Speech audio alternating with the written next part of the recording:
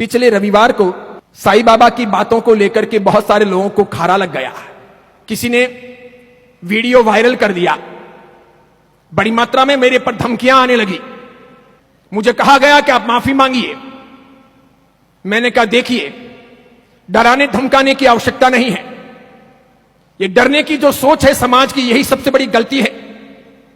अगर हम गलत हैं तो हमें डरना चाहिए, अगर हम अपराधी हैं तो हमें डरना चाहिए, अगर हम खोटे मार्ग पर हैं तो हमें डरना चाहिए, अगर हम अत्याचार अन्याय करते हैं तो हमें डरना चाहिए, अगर हम झूठ बोलते हैं तो हमें डरना चाहिए, अगर हम किसी का शोषण करते हैं और किसी की हत्या करते हैं या हिंसा करते हैं तो हमें अवश्य में डरना चाहिए। सबसे पहले पाप से डरना चाहिए। भगवान कहते हैं पाप से डरना चाहिए, इंसान को अपराध नहीं करने चाहिए, झूठ नहीं बोलना चाहिए, अन्याय अत्याचार नहीं करने चाहिए। जैन समाज और जैन समाज का साधु कभी अन्याय करने की सोच नहीं सकता, अत्याचार करने का विचार भी नहीं आता, कभी अनीति के मार्ग पर वो जाता नहीं और झूठ के परिप्रेक्ष्य में वो जीता नहीं। निश्चित तौर पर मैं ये सोचना चाहता हूं और कहना चाहता हूं कि झूठ क्या है और सच क्या है, सबसे पहले इसका अन्वेषण किया जाना चाहिए। रात क्या है और दिन क्या है, यह सबसे पहले सोचा जाना चाहिए। सही क्या है और गलत क्या है, इसकी भेद रेखा स्पष्ट की जानी चाहिए। अंधेरा क्या है और उजाला क्या है, जब ये हमारे सामने स्पष्ट हो तो अंधेरे को उजाला कैसे कह सकते हैं और उजाले को अंधेरा कैसे कह सकते हैं, सच को झूठ कैसे कह सकते हैं और झूठ को सच कैसे कह सकते हैं। मान्यता सबकी जुदा जुदा है।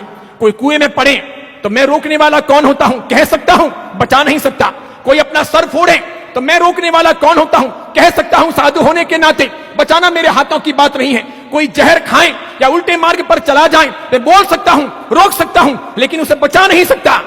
और इसके लिए मैं कहना चाहता हूं कि साईं बाबा के बारे में मैंने कुछ कहा, रामदेव पीर के बारे में मैंने कुछ कहा, ख्वाजा मोइनुद्दीन चिश्ती के बारे में मैंने कुछ कहा, मीरा दातार के बारे में मैंने कुछ कहा, या फिर समझिए अन्य किसी के बारे में कुछ कहता हूं तो सच क्या है यह नहीं सुना जाना चाहिए, सच क्या है यह देखा नहीं जाना चाहिए, सच क्या है यह तलाशा नहीं जाना चाहिए।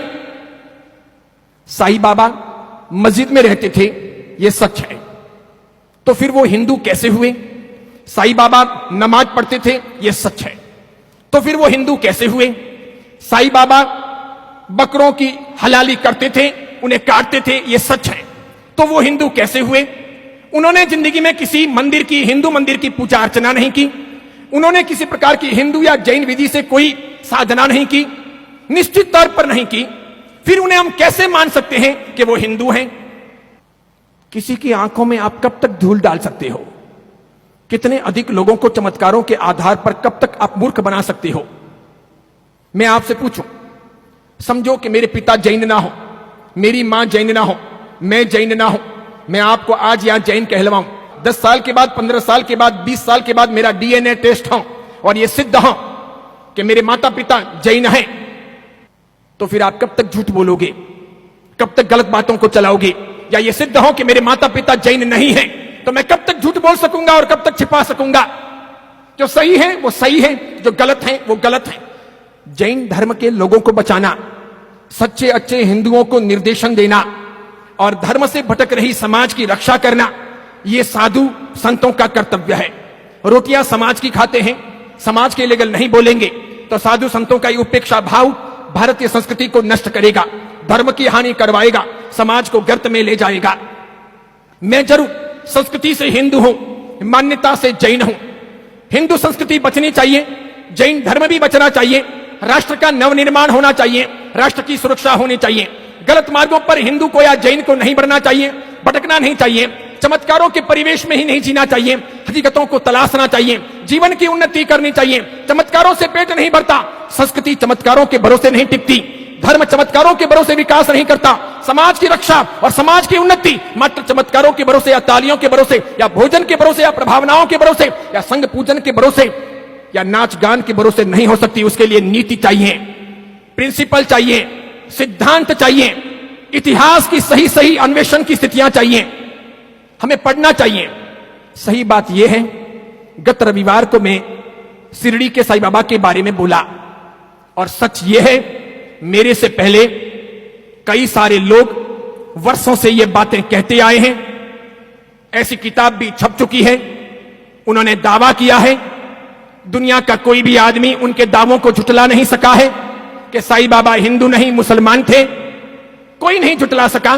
स्वयं साईं बाबा के शिरडी के ट्रस्ट के जो जोशी जी थे, उन्होंने भी ट्रस्टी होते हुए भी यह दावा किया था कि साईं ट्रस्ट ने हिंदू समाज के साथ में बहुत बड़ी गद्दारी की है, हिंदू समाज को भटकाने का काम किया है।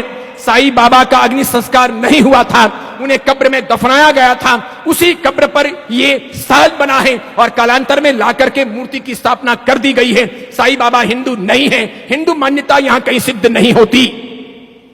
उन दावों पर कभी शंकराचार्य भी बोले थे, धमकाना, डराना, आश्रमों में तोड़फोड़ कर लेना, धमकियां देना, मारने की या केस करने की धमकियां देना, ये बातें तो सामान्य हैं। भारत का कानून सभी को अपने अपने ढंग से जीने का, साथ में अल्पसंख्यकों को अपने इरादों से जीने का और साथ में सत्य को प्रकाशित करने का अधिकार देता है। सच वो सच है। अगर मेरा समाज, मेरा कोई भाई, मेरी कोई बहन, मेरे मानने और चाहने वाले लोग या मेरे भगवान के लोग अगर मार्ग से हटते हैं, वे भटक जाते हैं और मुझे उन आंखों से दिखाई देता है कि जिस रास्ते पर आप चल रहे हो वहां कंकड़ हैं, पत्थर हैं, पानी है, कीचड़ हैं, खड्डे हैं, गिरने की संभावनाएं हैं, वहां मत जाइए, वहां से हटिए, सही मार्ग पर जाइए। तो क्या मैं समाज की रोटियां खाता हूं तो सच न बोलूं, चुप रह जाऊं, समाज को गिरने दूं, समाज का पतन होने दूं? जैन समाज में दोगले लोगों की संख्या भी कम नहीं है। वे धर्महीन, धर्मभ्रष्ट लोग हैं। वे ऐसे नालायक लोग हैं जो खाते हैं जैन धर्म का और बातें करते हैं दूसरों की। उनमें से कोई अगर सत्य साईं बाबा के भक्त हैं तो करम फूटे उनके, उनका अभिवादन नहीं हो सकता, वो महावीर के नहीं हो सकते। मैं तो आज भी कहता हूं, जो लोग लाइव सुनते हो, ऐसे सभी धर्मभ्रष्ट दोगले लोगों को अपना धर्म परिवर्तन कर लेना चाहिए। आज कानून ये नहीं कहता कि उनको धर्म से, समाज से बहिष्कृत कर दें, वरना अधिकार यह होना चाहिए कि ऐसे लोग जो खाते हो घर का और घर का खोदते हो, जो खाते हो घर का और दूसरों का समर्थन करते हो, जो खाते हो घर का और दूसरों का पक्ष लेते हो, जानते ना हो, सत्य हकीकत पता ना हो, इतिहास पढ़ते ना हो, अंधे हो, समझते ना हो, बेजू बावरा की तरह जीते हो, कुछ भी मन में आए वह मत्था टेक लेते हो, तो गलती उनकी है। ऐसे लोगों के भरोसे धर्म का, समाज का, नीतियों का, संशासन का या फिर परंपरा का निर्माण या संरक्षण नहीं हो सकता। हमारा यह वीडियो अगर आपको पसंद आया हो तो उसे लाइक कीजिए, शेयर कीजिए और आचार्य विमल सागर सूरी जी के नाम से चल रहे हमारे चैनल को सब्सक्राइब कर उसके पास रहे बेल के बटन को क्लिक कीजिए ताकि हमारे नित नए वीडियो को देखने का आपको अवसर मिल सके।